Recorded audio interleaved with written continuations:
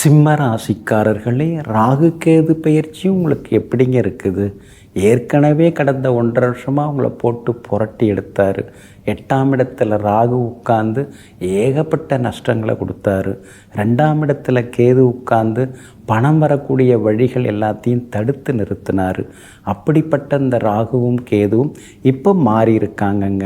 கேது உங்கள் ராசிக்குள்ளார வந்து உட்காந்துட்டார். ராகு உங்கள் ராசிக்கு 7ஆம் இடத்துல வந்து உட்காந்துட்டாருங்க. ராசிக்குள்ளார கேது அப்படின்னாலே ஆரோக்கியத்தில் நீங்கள் அக்கறை காட்டணுங்க. சிடுன்னு பேசுனா எந்த வேலையும் நடக்காதுங்க. அதுவே நீங்கள் சிரிச்சிட்டு பேசி பாருங்கள், நிச்சயமாக அந்த வேலை நடக்குங்க.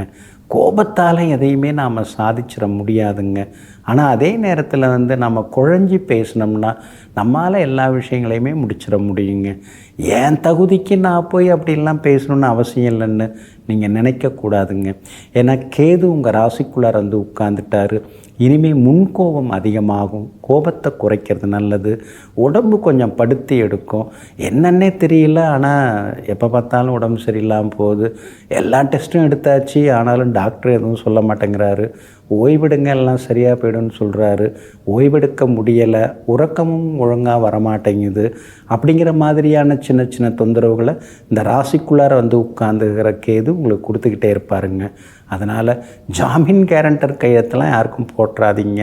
அதே மாதிரி ராசிக்குள்ளார கேது வந்து உட்கார்ந்துருக்கிறதுனால பழைய உணவுகள், வெளி உணவுகள், மசாலா ஐட்டங்கள் இதெல்லாம் கொஞ்சம் தவிர்க்கிறது ரொம்ப நல்லதுங்க. அதே போல் சோஷியல் மீடியாவிலையும் கொஞ்சம் கவனமாக இருக்கணுங்க. யாரோ ஒருத்தவங்க அனுப்பின ஒரு மெசேஜை ஃபார்வேர்ட் பண்ணதுனால உங்களுக்கு ஏதாவது ஃபைன் கட்டுற மாதிரியான நிலைமை வந்துடக்கூடாதுங்க. அதில் கொஞ்சம் கவனமாக இருக்கிறது நல்லதுங்க. ராசிக்குள்ளார கேது இருக்கிறதுனால ஹீமோகுளோபின் கொஞ்சம் குறையறதுக்கு வாய்ப்பு இருக்குதுங்க. அதனால் நீங்கள் வந்து இரும்புச்சத்து அதிகம் உள்ள காய்கனிகள் அதெல்லாம் சாப்பிட்றது ரொம்ப ரொம்ப நல்லதுங்க. அதே போல் 7ஆம் இடத்துல ராகு வந்து உட்கார்ந்ததுனால கணவன் மனைவிக்குள்ளார அடிக்கடி விவாதங்கள் எல்லாமே வருங்க. சாதாரண விஷயத்துக்கெல்லாம் சண்டை போட வேண்டியதாக இருக்குது, சமாதானமாக போயிடலாம் அப்படின்னு சில நேரங்களில் குடும்பத்தில் உள்ளவங்கள்ட்ட சரண்டர் ஆகிடுறது ரொம்ப நல்லதுங்க. ஏன்னா இந்த ராகுனாலே வந்து சந்தேகத்தை கிளப்பக்கூடிய கிரகங்க. அவர் 7ஆம் இடத்துல மனைவி ஸ்தானத்தில் உட்கார்ந்துருக்கிறதுனால கணவன் மனைவிக்குள்ளார வீணான சந்தேகங்களால் சங்கடங்கள் வர்றதுக்கான வாய்ப்புகள் எல்லாமே இருக்குது. அதனால் விட்டு கொடுத்து போங்க. அடுத்த 1.5 வருடத்திற்கு வியாபாரத்தில் வந்து நீங்கள் கூட்டுத்தொழில், அதாவது பார்ட்னர்ஷிப்பில் எதுவும் செய்யாமல் இருக்கிறது நல்லதுங்க. ஏன்னா 7ஆம் இடம் வந்து பங்குதாரர்களுக்கு ஒரு இடமா இருக்கிறதுனால தனித்து எதையுமே செய்ய பாருங்கள். ஏற்கனவே எல்லாம் அக்ரிமெண்ட்லாம் போட்டு பார்ட்னர்ஷிப்பில் தாங்க எல்லாம் போயின்ட்டுருக்கு அப்படின்னு நினைக்கிறீங்கன்னா கொஞ்சம் அனுசரித்து போகணும். ஒருத்தவங்க விட்டு கொடுத்து போகிறது ரொம்ப நல்லதுங்க. வேற்று மொழிக்காரங்க, வேற்று நாட்டில் இருக்கிறவங்க, அவங்க மூலமாக உங்களுக்கு நல்லதெல்லாமே நடக்கிறதுக்கான வாய்ப்புகள் இருக்குதுங்க. இருந்தாலும் ராகு 7ஆம் இடத்துல உட்கார்ந்துருக்கிறதுனால வண்டி வாகனத்தை பார்த்து பயன்படுத்துங்க. இரவு நேர பயணங்களையும் கொஞ்சம் தவிர்த்துட்டிங்கன்னா நலமாக இருக்குங்க.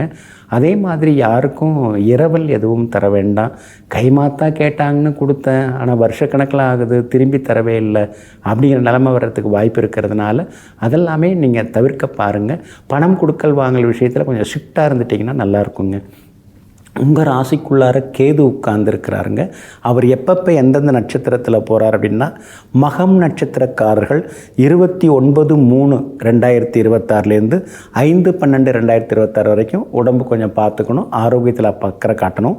பூரம் நட்சத்திரக்காரர்கள் 7/8/2025 29/3/2026 வரைக்கும் கவனமாக இருக்கணும். ஏன்னா அப்போ வந்து பூரம் நட்சத்திரத்தில் கேது போகிறாரு, ஆரோக்கியத்தில் அக்கறை காட்டுங்க.